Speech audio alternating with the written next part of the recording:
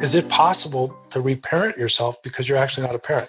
I think it's a fascinating question and allows me to talk about an element of my treatment program. If we understand SLDD is caused by attachment trauma. That is neglect, abandonment, deprivation, and or abuse at the hands of a pathological narcissist parent and SLDD parent, codependent. And that is tremendous trauma that is so painful. As we said, it's cordoned off and placed in the darkest resources of our brain where we can't remember. But essentially, all children who have attachment trauma did not receive the parenting that is essential for all humans. And by the way, for primates and higher level mammals, that they need love, respect and caring, nurturing, warmth, holding, touch, play, smiling, all this stuff that no parent is perfect at, but if you're well-meaning and normally imperfect, the child grows up getting, and I wrote about this in my book, I call it vitamin L, vitamin love.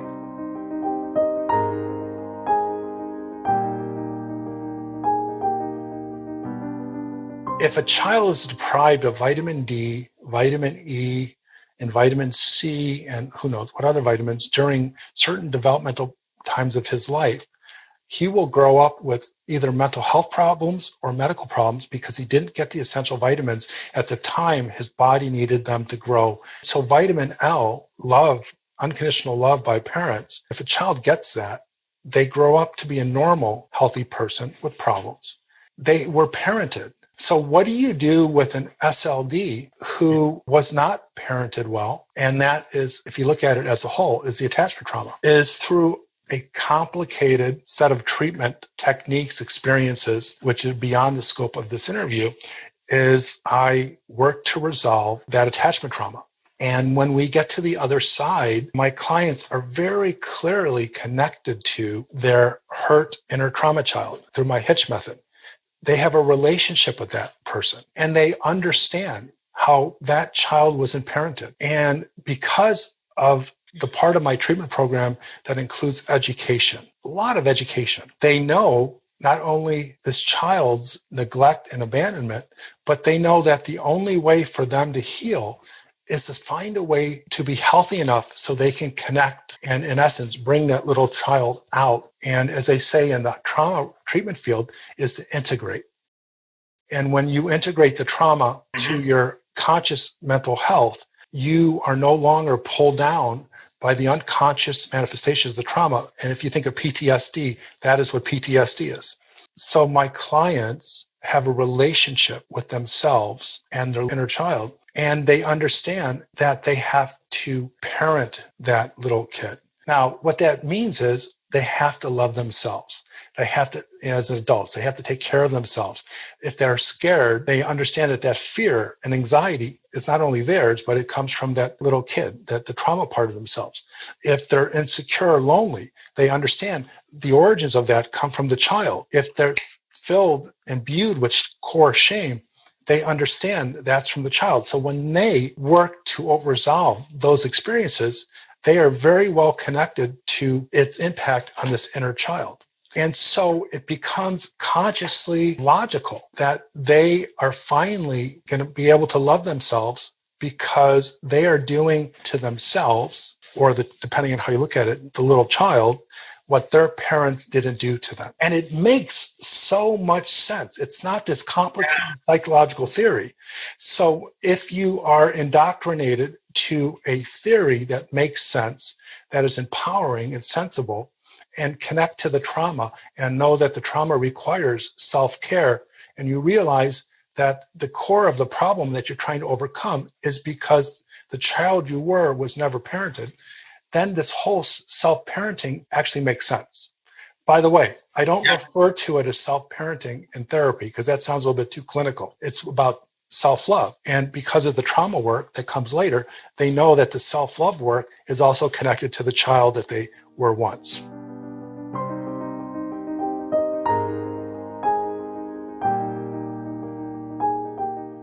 One of my favorite sayings that connects so deeply and profoundly is by George Eliot. It's never too late to be the person you should have been.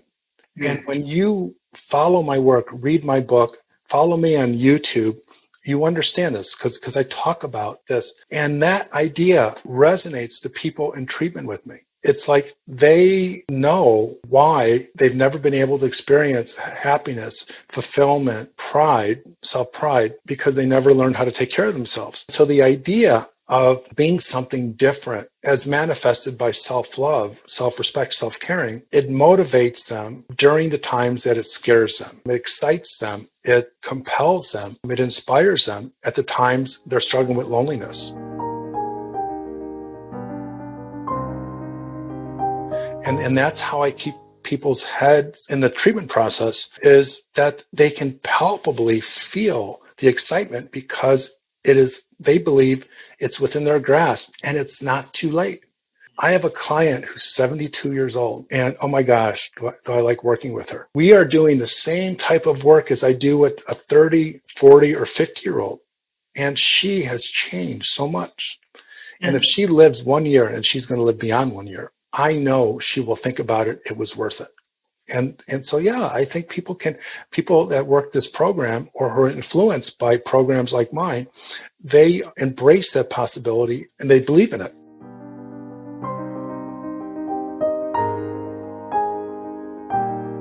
A part of the therapy has a treatment approach, problem resolution approach, a growth, knowledge attainment, education approach. Is the same way you raise a child. You keep letting the child know when they are making progress in a way that they can see it and feel good about themselves. And that's part of what I do. Until they understand it or see it, I will give them feedback, even in the beginning when they're still kind of more inner-directed by their shame or loneliness, is I will let them know what I see that is authentic and real, and they can see it. But then there is a point that happens at around each stage, people develop more and more self-love. But once people get to stage 8, which is when you fully shed your self-love deficiency disorder, you're no longer an SLD.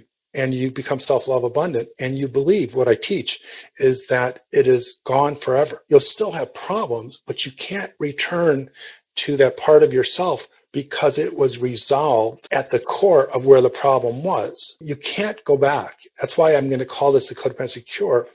It's so interesting. When people get to stage 8, their face changes. There's a smile. Someone told me once that if you fake a smile, it's about 8 muscles. But a true, genuine smile has about 40 muscles in the face. And so when someone is truly happy and feeling the warmth and the joy of self-love abundance, they look different. And I'll ask them, I go, has anyone mentioned to you that you look different? And say, oh, yeah. People like came up to me and go, wow, you're so different. And people are talking to me now because of all the education they've had up to that point. It's not surprising. But because I'm creative and I have a good sense of humor, I wanted to try to demonstrate that using a short video clip in one of my trainings. And I remembered a commercial by Viagra, and it was this guy who is coming to work and everyone goes, hey, Bob, new haircut? No. And he's just smiling. Hey, Bob, did you lose weight? No. Hey, Bob, you look great. New clothes? No. And then it basically says, Bob took Viagra. And I mean, of course, he said it much better than that. And because erectile dysfunction creates so much shame in a man, for some men, they wear that shame on their face. And when they can be the lover, the intimate partner that they want to be, they feel good about themselves. And so that's what that commercial was all about. And so I cut out the Viagra part and I put self-love recovery. Try it now. And I tried to be like a doctor, Hey, Bob. Hey. You get a new haircut? No. Hey, Bob. Hey. Did you lose weight? Your jacket moved? Nope. What's different? He finally asked his therapist about self-love recovery. Ready to ask your therapist about self-love recovery for the first time? To learn more, visit selfloverecovery.com. Called the sitter, I walked the dog, and I saw the doctor. Ask your doctor and see the difference.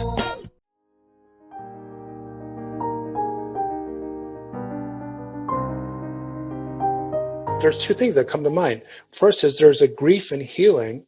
There's an identity that you've had your whole life. And in a dysfunctional way, it represents balance. And that's why SLDs have such a hard time breaking these habits, because all they know is if they sacrifice and give in, the family, when they grew up, it worked. Their parent didn't yell or scream at them. They didn't get beat up. So they learned that by adopting this role that would later manifest into SLDD or codependency, that it kept everything solid. Goes back to the Surgeon General warning question.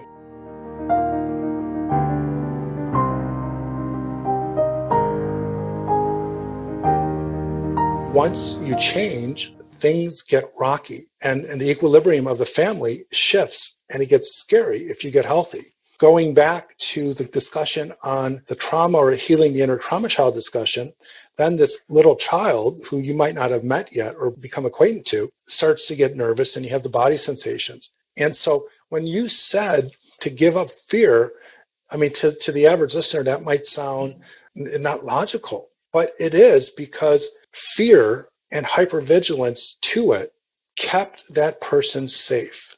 If you're not afraid anymore and you live in the same dysfunctional environment, how can you know what to look for and protect yourself? So giving up the fear is not so easy. It's because it was fused to your identity and was a part of a safety protocol or safety mechanisms.